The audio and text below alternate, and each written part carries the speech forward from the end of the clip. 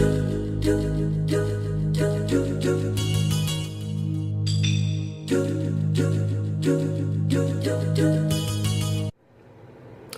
guys, Jared here, and I'm going to talk about the Nintendo press conference. It actually just ended like maybe 10 minutes ago or something like that.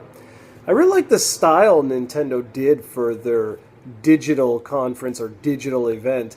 It was sort of done in the way of Robot Chicken, so it was like that weird little like sort of claymation type of animation and stuff, and there was a lot of good tongue-in-cheek jokes and stuff. So it was fun, and that was sort of the message Nintendo wanted to relay, was that they're in this to make fun games. That's it. So the first thing they announced, no new Mario game. And that's a good thing, because there's been a new Mario game like every year for the last couple of years. And, you know, you don't want to basically make this like Call of Duty or something, because then it loses its appeal. That special magic Mario has will just be gone. Okay, there was a WTF moment between Reggie and Iwata. They started fighting each other, and that led into basically Super Smash Bros. On the Wii U, and you got to see Reggie and Iwata as playable characters, which then basically, long story short, you can use Mii Characters in Super Smash Bros., which is pretty cool. There you can also use the Nfc Toys, those little toys that you put on the gamepad itself. Well, you can do that, and those toys will basically take the character and throw them in the game. So that's kind of cool. Your Mii characters, there's going to be 3 different types, and they have a wide assortment of moves for each one. So there's a lot of variation there. I think that's cool, and I think Smash Brothers fans are going to enjoy that. Confirmation on the 3DS version shipping October 3rd, 2014. They said that there's tons of other options you can tweak and mini games and stuff like that.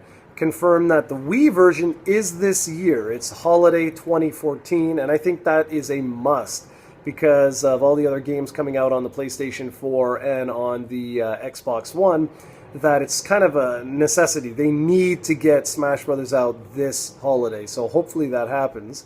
They announced that those toys, those little things like Skylanders or whatever that work with the gamepad, is going to be called Amiibo, and they confirmed it will work with Disney Infinity, Skylanders, but the first game that Nintendo's making where it will be compatible is Super Smash Brothers on the Wii U.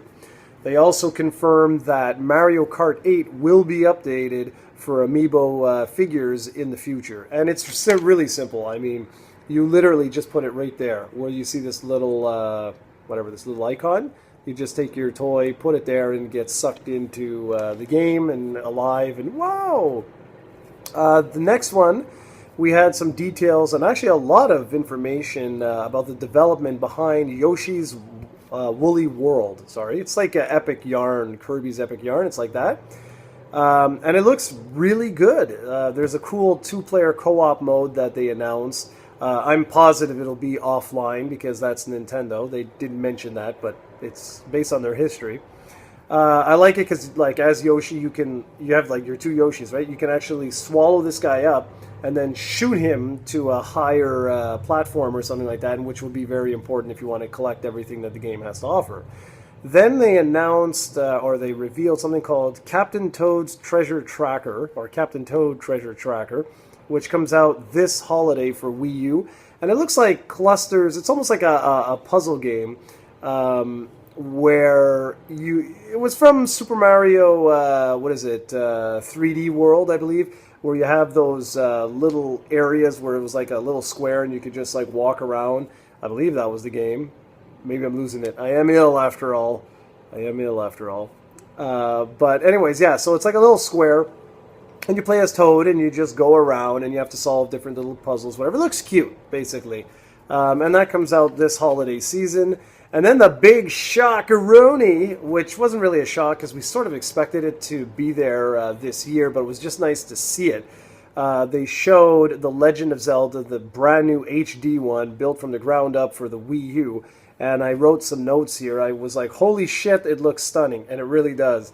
We only had, like, say, one moving background where you could see, like, trees and stuff swaying to and fro. You could see grass just moving around. There was like water, it looked like, off in the distance, and there was like mist coming out from it. It looked absolutely beautiful.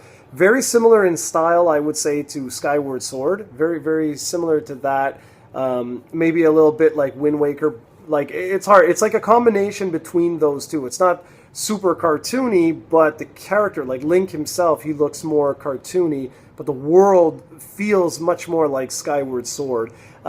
We only literally saw like what looked like a boss attack or something like that, this mechanical thing sort of like come around and blow up everything, and Link was on a horse. Whether or not it's opponent, we don't know. And he was just like, running away, and then he shoots a couple arrows, and then he like jumps and shoots this arrow that transforms, and that's it. Just says 2015 on it. So, yeah, so that's cool. Oh, I don't know. I think I did mention, right, that Captain Toad Treasure Tracker is coming out this holiday, where Zelda was confirmed for next year, and we'll see. I mean, it's hard to tell whether or not it will actually come out next year or not. But it looked really good. I was a huge Zelda fan with the tattoo and everything. I'm looking forward to that. It gets 2 thumbs up, even though it was only like a 30-second teaser. They then showed a trailer for Pokemon. I think it's Alpha Sapphire and Omega Ruby.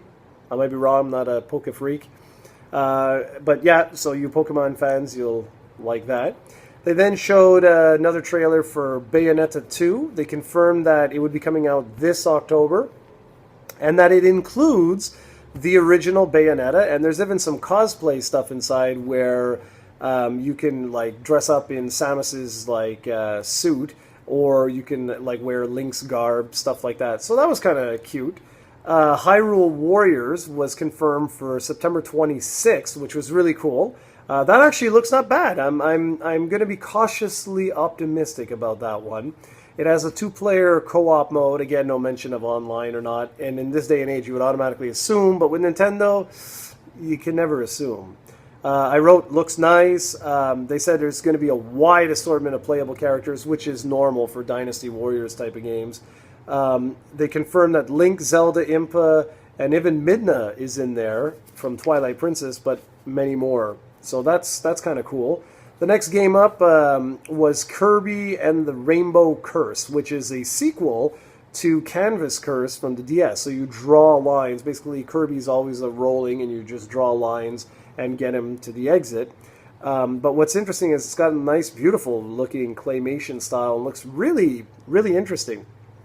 That was confirmed for 2015. That Monolith RPG that was called X before has been confirmed for a 2015 release date, and it is now called Xenoblade Chronicles X. Yeah, so all you Xenoblade fans, you'll like that. The next game they announced was Mario Maker for 2015 for the Wii U, and what it is essentially is you make Mario levels. There you go. Like it's very simple. Use the Wii U's gamepad here, and you just move objects around. Let's say you want to block. Let's say you want an enemy, what have you. But what's cool is that you can do this in both the retro 8-bit original Mario style or the new Super Mario Brothers style. So I thought that was kind of cute. That was kind of cool. The next game and how they sort of ended it off was with actually a first-party shooter called Splatoon. It's a 4 versus 4 online shooting game. It's third person, and what you do essentially is you're like octopuses. You shoot ink all over the environment. The team with the most amount of the environment sprayed with their ink wins.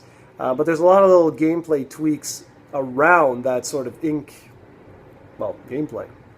So like, for example, let's say you're red and blue, and so the blue guys shoot out ink all over the place, and one of them gets killed or whatever, and they respawn at their base. You can actually jump into the ink and sort of like blast yourself to wherever the enemies are or whatever. So that's cool. And there's a whole bunch of little like tweaks and stuff like that. And anyways, that looks cool, and that was confirmed, I believe, for next year as well. You'll notice that there was it was all Wii U pretty much.